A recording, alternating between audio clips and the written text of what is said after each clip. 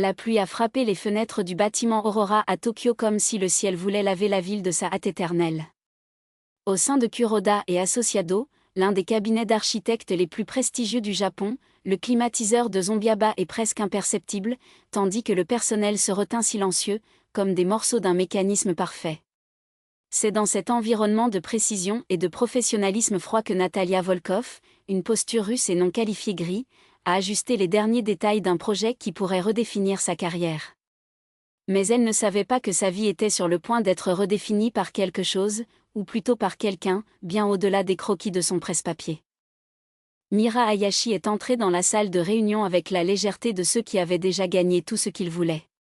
Fille de l'un des partenaires fondateurs de l'entreprise, elle a porté le nom de famille comme titre de noblesse, mais son sourire facile et la façon dont ses doigts ont joué avec le stylo de peinture rouge, toujours rouge, a fait la voir comme une héritière lointaine. C'était la 3e fois cette semaine que ses voix traversaient Natalia, et le Russe, qui ne perdait généralement pas de temps sur les distractions, ressentait quelque chose d'étrange chaque fois que ses yeux bruns foncés, presque brillants dans la lumière artificielle, fixaient sur elle pendant une seconde de plus. Vous utilisez mon plan de projet Anami, a déclaré Mira, s'appuyant sur la table avec une confiance que seul ce nez entre ses couloirs pouvait l'avoir. Son kimono moderne, une pièce hybride entre traditionnel et contemporain, a amélioré la courbe de ses épaules alors qu'elle se penchait pour examiner les papiers. Natalia leva les yeux, froide comme l'hiver de Saint-Pétersbourg. Ce n'est pas le vôtre. C'est de l'entreprise. Et je raffine la structure de soutien. Sa version avait des défauts dans le calcul du poids. Mira a ri, un son chaud qui semblait faire fondre une couche invisible de glace sur la poitrine de Natalia. Toujours si simple, Volkov sent. J'admire ça. Elle glissa un doigt sur la plante, s'arrêtant où la signature de Natalia a été griffonnée à la hâte. Mais vous savez que la beauté d'un projet n'est pas seulement en nombre, non? C'est ce qu'il fait ressentir les gens. Les sentiments ne soutiennent pas les bâtiments, réplique Natalia, mais ses mains trahissaient un tremblement presque imperceptible lors de la collecte des rôles. Mira n'a pas bougé. Son parfum, quelque chose d'agrume et de terreux, comme yuzu mélangé à du bois humide, a envahi l'espace entre eux. Non. Mais il donne envie aux gens de pénétrer dans ces bâtiments. Elle recula, mais ses yeux sont restés coincés à celui de Natalia. Plions du thé après les heures de bureau. Sariosen dans la rue derrière. Ils servent le meilleur matcha de la ville. Ce n'était pas une invitation. C'était un défi. Et Natalia, qui n'a jamais reculé de aucun, a accepté avec un signe de tête sec. Sariosen était une oasis cachée parmi les gratte-ciel de Ginza. Les murs en papier de riz ont filtré la lumière de la soirée, créant des motifs d'or sur les minces tasses en céramique. Natalia était assise avec son dos droit, ses mains enroulées autour de sa tasse comme une encre. Mira, au contraire, semblait fabriquée à partir de cet endroit, détendu, les doigts retraçant le contour de la planche en bois alors qu'il parlait de l'exposition d'art qu'il avait visitée ce week-end. « Avez-vous déjà été au Mori Art Museum ?» demanda-t-il, soufflant légèrement le thé avant de prendre une gorgée. Ils ont maintenant une installation qui joue avec l'idée d'espaces infinis. Je pensais que tu aimerais ça. C'est mathématiquement parfait. Natalia a observé la façon dont le but des objectifs s'est courbé autour du bord de la tasse. C'était un geste simple, presque innocent, mais qui a allumé quelque chose sur sa poitrine, une étincelle qu'elle a refusé de nommer. Je préfère les choses qui peuvent être mesurées, a-t-il menti. Mira a baissé la tasse, ses yeux brillants de plaisir que Natalia ne pouvait pas déchiffrer. Même des choses qui ne peuvent pas être mesurées là-bas, Volkov sent. Comme le son de la pluie. Ou la façon dont votre cœur s'accélère lorsque j'approche. L'air était dense. Natalia sentit son visage brûler, mais avant qu'elle ne puisse répondre, le bruit d'un téléphone vibrant a brisé le moment. Il vise avec un soupir, regardant l'écran avec une expression qui s'est fermée instantanément. « J'ai besoin d'y aller », a-t-il dit, montant avec pressé qui ne correspondait pas à son élégance habituelle. « Mon père veut me voir. » Il a hésité, comme s'il voulait en dire plus, mais il a simplement ajouté « à demain ». Natalia était seule, avec Matcha. Refroidir entre ses mains et une question qui ne lui avait pas posé l'air. Pourquoi son père donne-t-il l'air si effrayé ? Les jours suivants ont été un tourbillon de réunions et de délais, mais Natalia a remarqué quelque chose d'étrange. Mira a évité les coureurs où elle avait l'habitude de passer, ses messages dans le système interne de l'entreprise sont devenus courts et formels, et l'invitation du thé n'a pas été répétée. Jusqu'à ce que, un vendredi soir, lorsque le bureau était déjà vide, Natalia la trouva sur la terrasse du bâtiment, où un petit jardin urbain s'est développé entre des vases en céramique. Mira était sur le dos, ses doigts jouant avec les feuilles d'une plante que Natalia n'a pas reconnue. Le vent portait des mèches de cheveux, qui tombaient maintenant sur ses épaules sur des vagues cassées, comme si elle avait passé ses mains sur lui plusieurs fois. « Vous avez évité de me regarder », a déclaré Natalia, s'approchant avec des étapes qui résonnaient en silence. Mira n'a pas tourné. « Pas toi que j'évite. »« Alors qu'est-ce que c'est ?» Une longue respiration, comme si la réponse pesant trop. « Mon père a découvert le projet Anami. Il n'a pas aimé ces modifications. Il a dit qu'ils étaient très occidentaux, très froids. » Elle a finalement regardé Natalia et ses yeux étaient humides. « Il veut que je reprenne le projet seul. Puis-je annuler tout ce que vous avez fait ?» Natalia sentit le sol trembler sous ses pieds. Pas pour la menace pour son travail, elle avait déjà perdu des batailles, mais par la douleur brute dans la voix de Mira. « Et allez-vous faire ça ?» a-t-il demandé, plus bas qu'il ne le voulait. Mira ferma les yeux, comme si la question donnait. « Je ne sais pas. Si je dis non, il me sortira de l'entreprise. Si je dis oui, elle a avalé fort. Je vais te perdre. » Le monde s'est arrêté. Natalia n'était pas le type qui croyait aux grands gestes romantiques. Elle croyait aux actions, aux choix.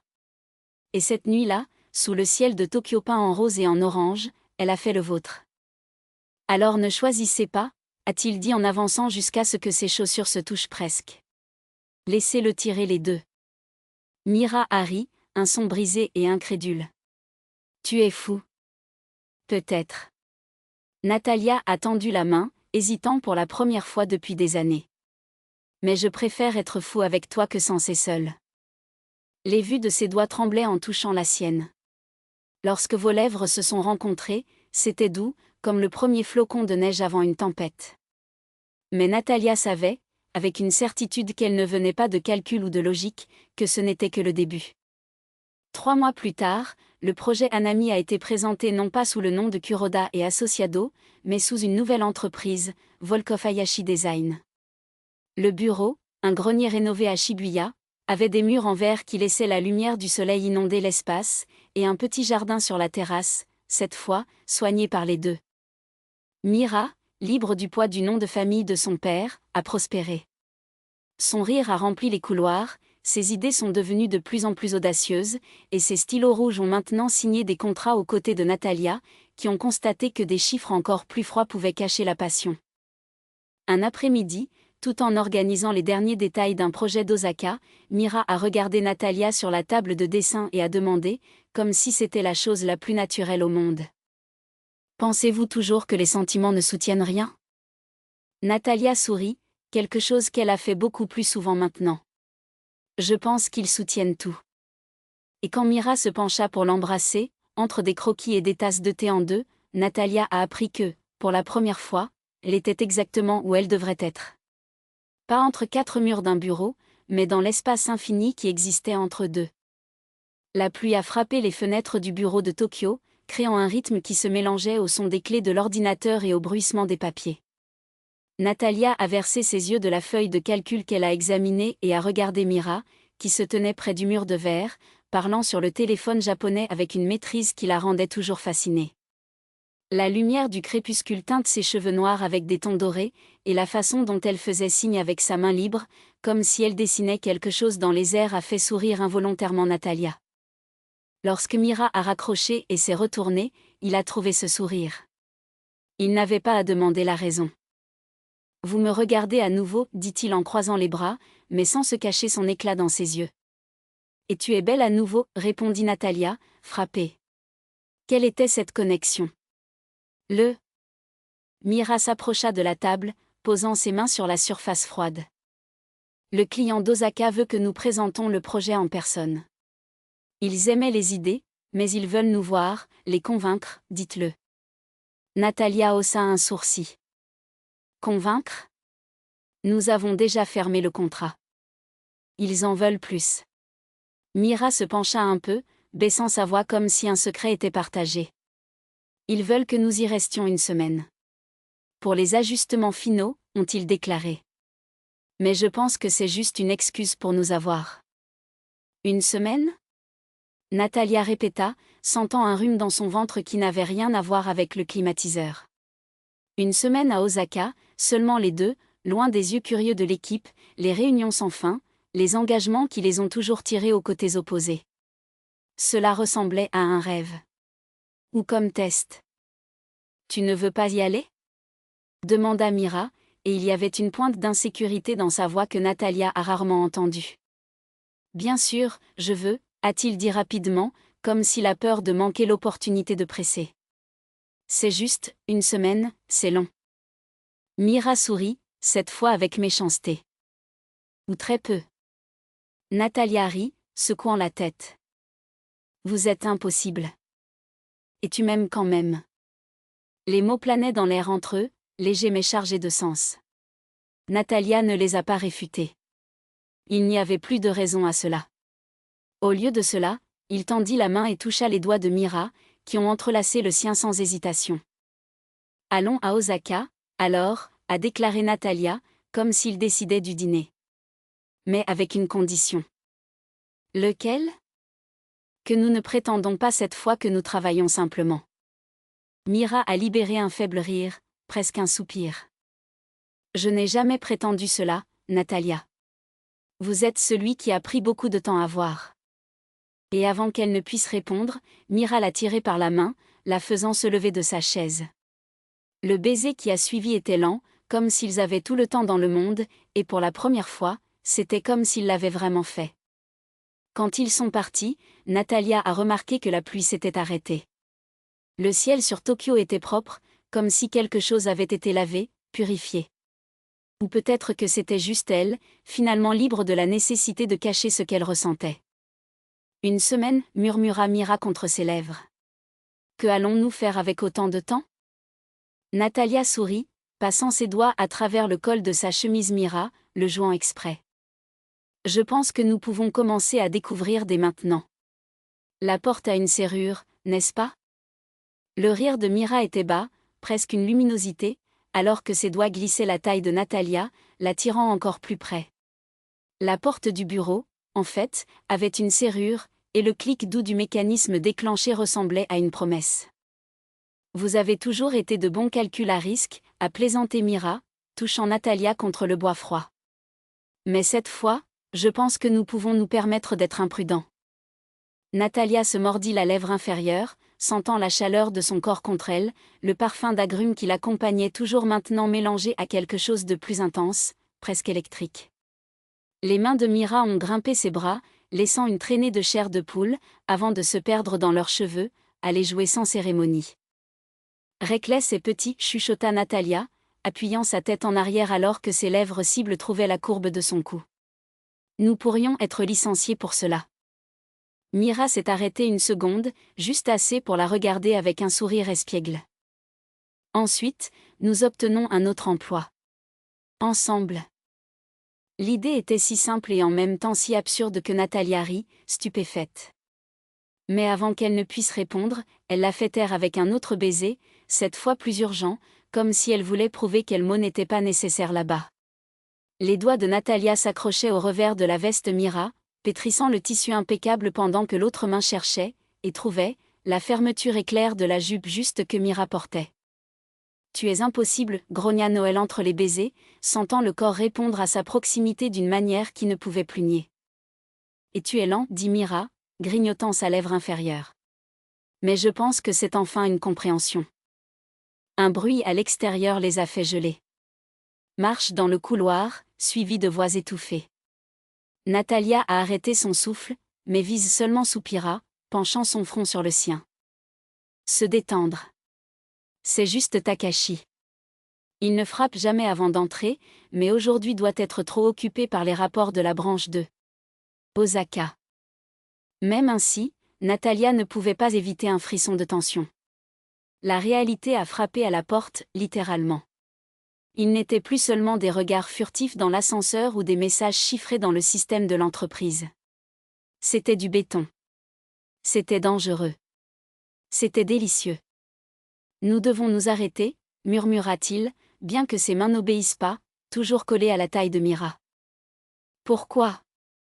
Demanda Mira, tirant un chemin de baiser de sa clavicule au lobe de l'oreille. Nous avons une semaine.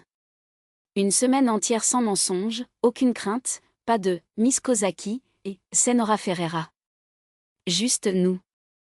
Natalia ferma les yeux, sentant le poids de ses jours voler sur elle. Une semaine. 7 jours pour être qui ils étaient vraiment, sans masque. 7 jours pour savoir jusqu'où cette attraction, ce sentiment pourrait les prendre. Une semaine, répéta-t-il, comme si le son des mots pouvait les rendre plus réels. Et puis, Mira est repartie pour la regarder dans les yeux, et pour la première fois depuis qu'ils se connaissaient, Natalia a vu quelque chose au-delà de sa confiance habituelle. Il y avait une ombre d'incertitude, presque vulnérable. Alors nous décidons. Ensemble. Le silence qui a suivi a été brisé par les acouphènes de la climatisation et le son éloigné d'une tasse placée sur une table. Natalia prit une profonde inspiration, sentant que son cœur battait si fort qu'elle était sûre qu'elle pouvait l'entendre. D'accord, acquiesça-t-il finalement. Une semaine. Aucune règle. Le sourire qui s'ouvrit sur le visage de Mira était si brillant que Natalia a presque oublié de respirer. Avant que je puisse réagir, il était déjà soulevé et assis sur la table, les papiers se sont dispersés sur le sol comme des semis de ce qui allait se passer. Vous n'avez aucune idée du temps que j'ai attendu d'entendre cela, a avoué Mira alors que ses doigts commençaient à déboutonner le chemisier de Natalia lentement comme s'il démêlait un secret. Natalia tenait son poignet, non pour l'arrêter, mais pour sentir le pouls pliant sous ses doigts.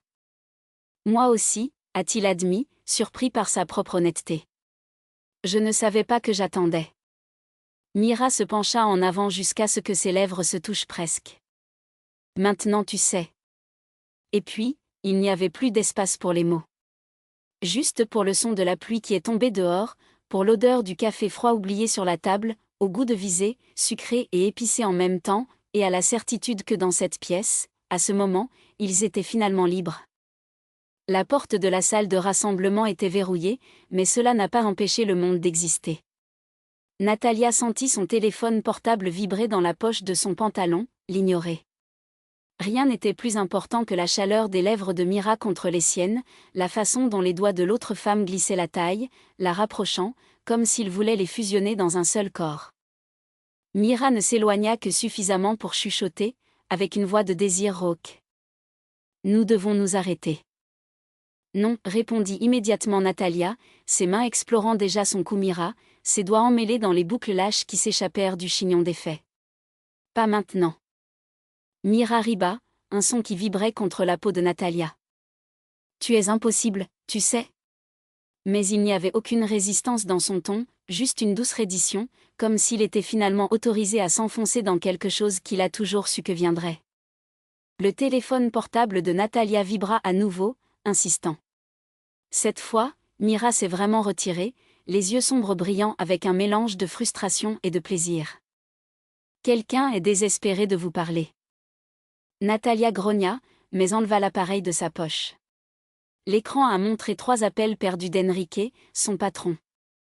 Elle soupira, passant ses doigts à travers ses lèvres encore gonflées des baisers. Merde. Il doit chercher le rapport. Mira a ajusté le chemisier, encore trop déboutonné pour être décent, et a croisé les bras, comme s'il pouvait cacher le rinçage qui grimpa dans son cou. Nous devrons sortir d'ici, non ? Natalia hocha la tête à contre-cœur. Mais avant qu'il ne puisse répondre, la voix d'Henri résonnait de l'autre côté de la porte, accompagnée d'un knock-out impatient. Natalia ? Êtes-vous à l'intérieur ? J'ai besoin de ce rapport maintenant. Les deux se regardaient, les corps toujours tenus par ce qui s'est presque passé. Mira se mordit la lèvre pour ne pas rire, mais la nervosité était évidente dans ses gestes à la hâte en boutonnant son chemisier. « Donnez-moi une minute !» cria Natalia, la voix plus nette que je n'aimais. Puis, doucement, pour viser, vous partez d'abord. Je reste encore 5 minutes et je dis que je passais en revue quelques chiffres. Mira hocha la tête, mais avant d'ouvrir la porte, il hésita. Et puis Natalia n'a pas eu à demander après quoi.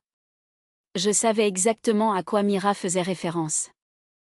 Ensuite, nous terminons ce qui a commencé, a-t-il dit, avec un sourire lent qui a fait les yeux de viser encore plus. À la maison. Aujourd'hui. Mira ne dit rien, hocha juste la tête, ses doigts tremblant légèrement alors qu'elle tournait la poignée de porte. Avant de partir, cependant, il a tourné une dernière fois, comme s'il ne pouvait pas résister. Natalia ? Si vous ne vous présentez pas, je vais y aller et vous casser votre porte. Et puis elle est partie, laissant derrière lui l'odeur de son parfum et la promesse de quelque chose qui, pour la première fois, ne semblait pas impossible. Natalia se pencha contre la table, essayant de récupérer son souffle. Le rapport était ouvert dans le cahier, mais les paroles ont dansé devant ses yeux. Henri a de nouveau frappé, plus ennuyé cette fois. Natalia. Je vais. Répondit-elle, passant ses mains dans ses cheveux dans un geste de frustration.